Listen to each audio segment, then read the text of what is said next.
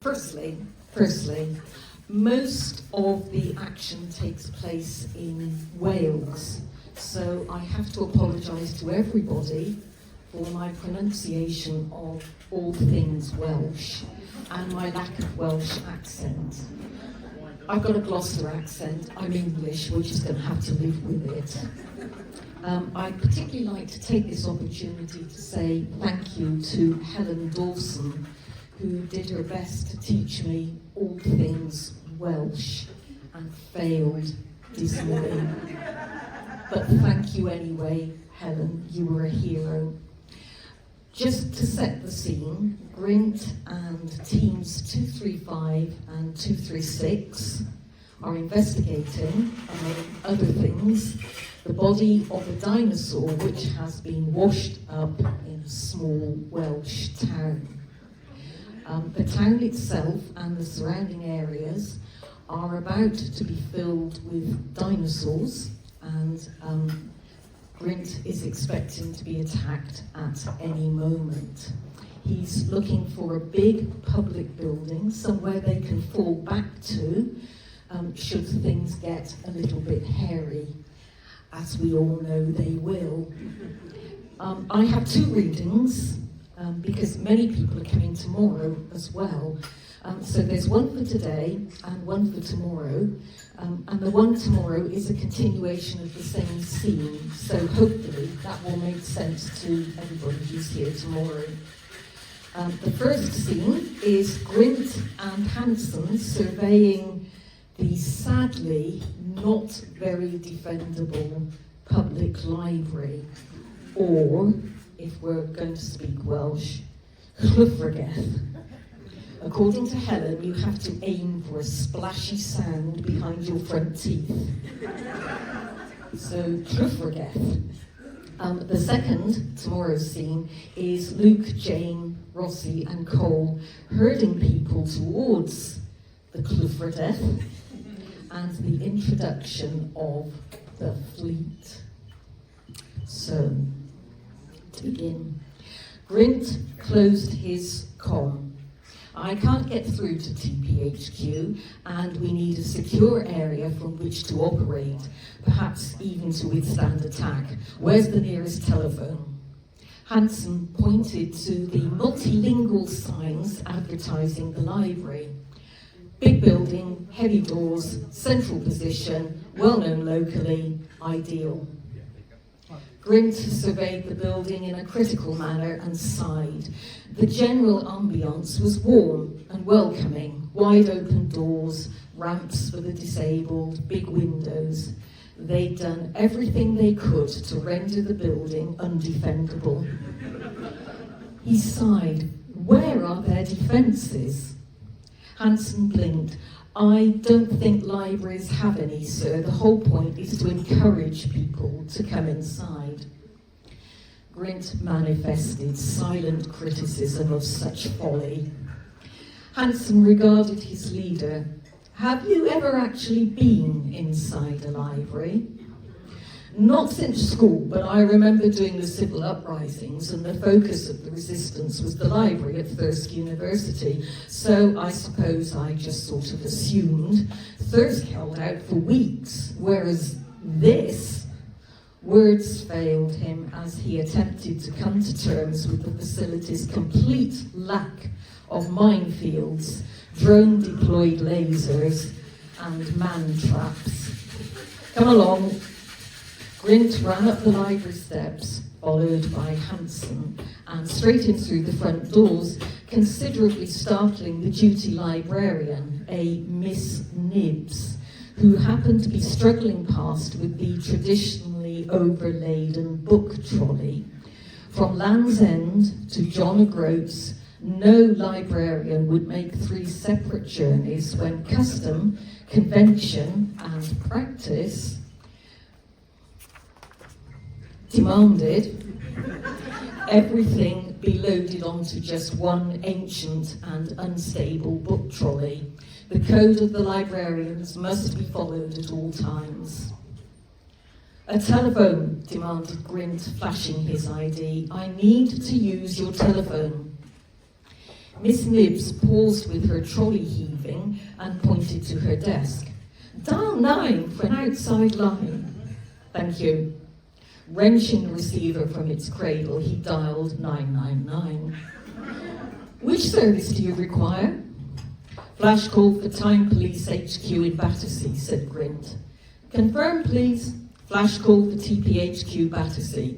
Grint gave his service number. Connecting you. Stand by. The phone rang for a very long time.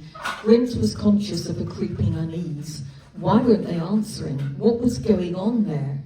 Eventually, however, Time Police. Flash call for Commander Hayes, said Grint. Stand by. A moment later, this is Captain Farrington. Grint here, sir. Emergency situation, request immediate backup. Do you have a problem with your comms? Emergency situation here too, said Farrington. State your exact requirements. With immediate effect, as many people as you can let me have, and heavy weaponry, the local population is under imminent threat from dinosaurs. Numbers unknown, but probably a lot.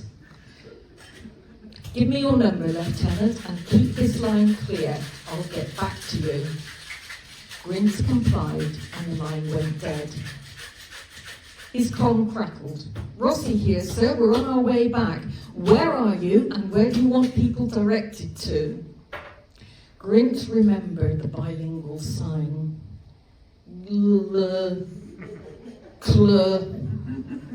He turned to Miss Nibbs and pointed. How do you say that word? Llyfrgell, she said brightly. Direct people to... He paused, frowning. Llyfrgell, she said again. The town square in Llyfrgell. Copy that, Rossi out. Actually, said Miss Nibbs, I think there might have been just a small misunderstanding. But Grint was in juggernaut mode and unstoppable. A large number of animals have escaped from a nearby animal park, he said. What sort of animals? Grint hesitated, unwilling to spread alarm and dismay among the civilian population. Big ones. Elephants? Well, they're not particularly. They may attack, and elephants? I don't think so. No, not elephants. More fierce and dangerous. Lions? Tigers? Grint gave it up. He was running out of time. The civilian population was just going to have to live with it. Dinosaurs. Miss Nibbs clapped her hands. Dinosaurs, how exciting! And they're coming here! This was not quite the reaction Grint had expected. Possibly, there's a possibility, a faint possibility, that we may be under attack at any moment, he said. I am designated this building a refugee centre. We need a secure area in which to shelter all those who can't get home. What have you got? Goodness gracious, said Miss Nibbs so placidly that Grint began to wonder what actually constituted an emergency in the world of librarianism. She began to point in different directions, rather like a small knitted signpost. Fiction, non-fiction, junior, and ref. A small cafe through there, public access computers over there, conference room on the other side of the hall. What's downstairs? The stacks. And upstairs, the register office. Grint looked blank. Births, deaths, and marriages. Can both areas be secured? If anything does come at us, I want it to be through the front doors only. Oh yes, all doors can be locked. Can you send someone to evacuate upstairs? Bring everyone down here and lock all the doors while they're at it. Tell them to leave the keys in the locks in case we need to unlock in a hurry. With that, Grint and Hanson strode off to survey the rest of the building. Miss Nibs paused for a few words with her senior library assistant and then abandoned the trolley for something that promised to be a great deal more interesting. She caught up with the Time Police officers in the information area. "What the hell is this?" Grint surveyed the huge floor-to-ceiling windows that made up an entire wall, all overlooking the narrow lane that separated them from their neighbours. The windows were covered in trendy, modern etched designs relating to the many and beneficial services offered by the library. "It's our new extension," said Miss Nibs helpfully. "Full conference facilities with internet and it's made of glass. Transparency is very important in..." Grint was striding back into the main body of the library. "How the hell do you expect ever to hold out against hostile incursions?" "Well, we've never actually had one of those, although Mr. Snettisham did once shake his walking stick at Dilly because she..." Miss Nibs stopped suddenly. "Because she what?" asked Hanson, intrigued to discover what could possibly happen in a public library that would warrant walking stick shaking. Miss Nibs folded her hands primly. "Well, she issued Mr. Snettisham's reserved book to Councillor Jones by mistake." Grint grappled with his incomprehension of basic library life.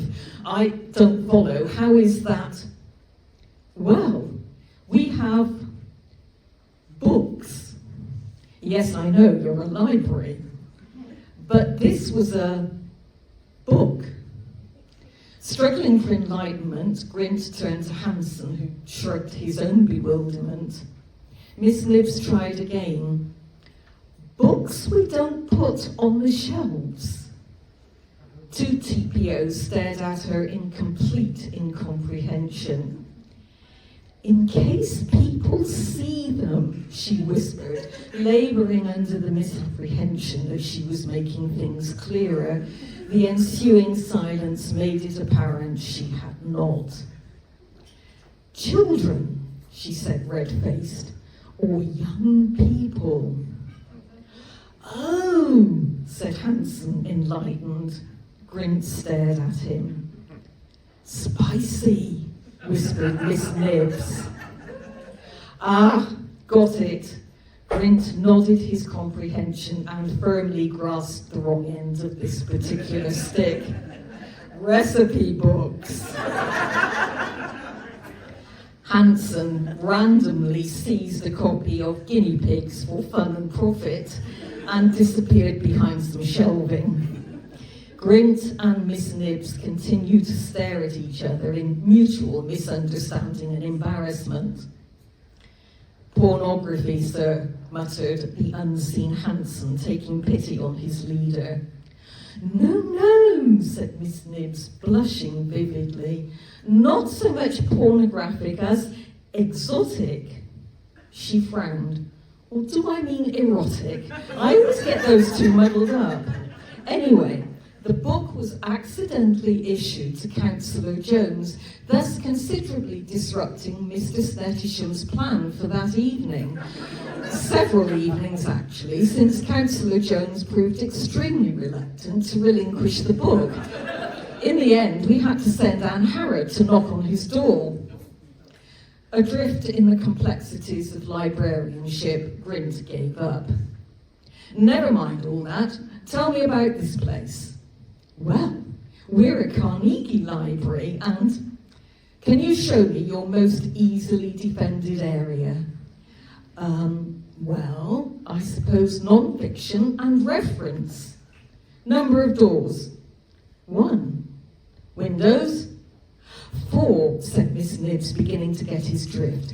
"Each one some 20 feet off the ground. No access to them from the outside unless your adversary can climb vertical walls. And before you ask, the roof is covered in sticky anti-vandal paint and equipped with strategically placed pigeon prickers." With some reluctance, Hanson emerged from the safety of guinea pigs for fun and profit. Pigeon prickers. Those spiky things to stop seagulls and pigeons nesting on the roof, like police stingers, but for birds. Well, that all sounds, said Grint, but Miss Nibbs hadn't finished. The floor is of solid concrete, she continued, stamping her foot to demonstrate its solid concreteness. I shouldn't think anything could burrow its way up through that. There are vending machines along the back wall to provide food and drink in the event of a siege. The telephone switchboard room is over there, a little old-fashioned, but we may be glad of it if the siege is to be a prolonged one. And best of all, we have an excellent medieval history section, which will, no doubt, provide us with much useful information on how to repel any attack.